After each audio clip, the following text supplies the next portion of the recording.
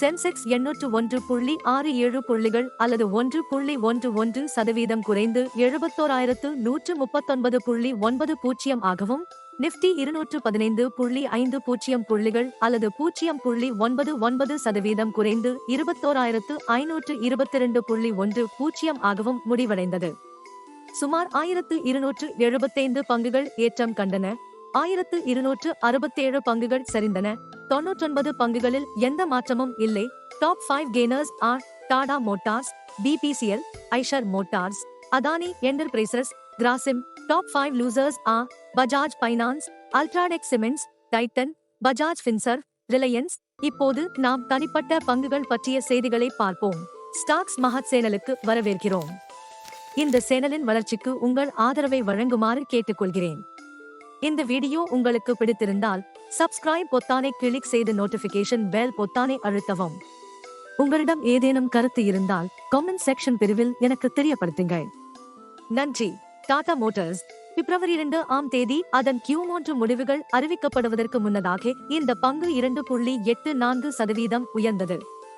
JLR பிரிவில் சாதனை விற்பனை மற்றும் நிறுவனத்தின் தனிநபர் வாகன பிரிவில் வரவிருக்கும் விலை உயர்வு ஆகியவற்றால் பங்குகளின் ஏற்றம் உந்தப்பட்டுள்ளது.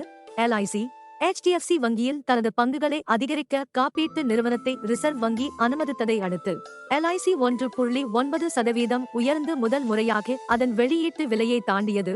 டாடா இன்வெஸ்ட்மெண்ட் கார்ப்பரேஷன் 20% ஈட்டியது மற்றும் டிசம்பர் காலாண்டில் ஒருங்கிணைந்த நிகர லாபம் PAT 53% உயர்வை 53.2 கோடி ரூபாயாக பதிவு செய்த பின்னர் அப்போயில் பூட்டப்பட்டது. BPCL அக்டோபர்-டிசம்பர் காலாண்டில் நிறுவனத்தின் ஒருங்கிணைந்த நிகர லாபம் ஆண்டுக்கு ஆண்டு 82% உயர்ந்ததை அடுத்து BPCL பங்குகள் 2.04% உயர்ந்தன. சோனியுடனான இணைப்பு ரத்து செய்யப்பட்டது குறித்து ஜனவரி 31ஆம் தேதி சிங்கப்பூரில் நடைபெறும் அவசர நடுவர் விசாரணை குறித்த தகவல்களில் பங்குகள் 5.84% உயர்ந்தன.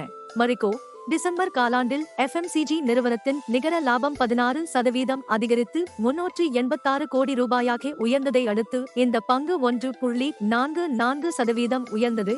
மஹிந்திரா லாஜிஸ்டிக்ஸ் Q3 நிறுவனம் 17.41 கோடி ரூபாய் இழப்பை அறிவித்த ஒரு நாள் கழித்து மஹிந்திரா லாஜிஸ்டிக்ஸ் பங்கு 4.78% சரிந்தது. NTPC டிசம்பர் காலாண்டில் லாபம் அதிகரித்த போதிலும் நிறுவனத்தின் வருவாய் மற்றும் EBITDA வீழ்ச்சியடைந்த பின்னர் NTPC 2.6% சரிந்தது. வருவாய் 3.9% குறைந்து 42,820.38 கோடி ரூபாயாகவும், EBITDA 18% குறைந்து 12,116.42 கோடி ரூபாயாகவும் உள்ளது.